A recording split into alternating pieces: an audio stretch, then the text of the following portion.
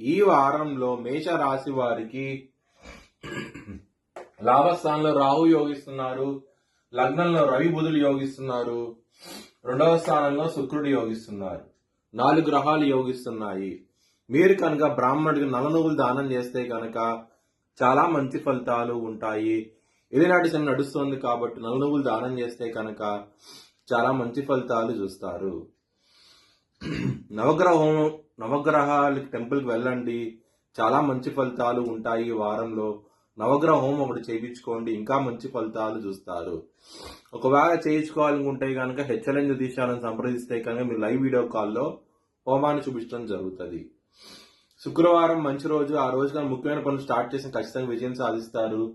శనివారం రోజున మాత్రం ముఖ్యమైన పనులు స్టార్ట్ చేయకండి. స్టార్ట్ చేస్తే కనుక వ్యతిరేకత ఫలితాలు, ధన నష్టం వచ్చే అవకాశం ఉంటుంది.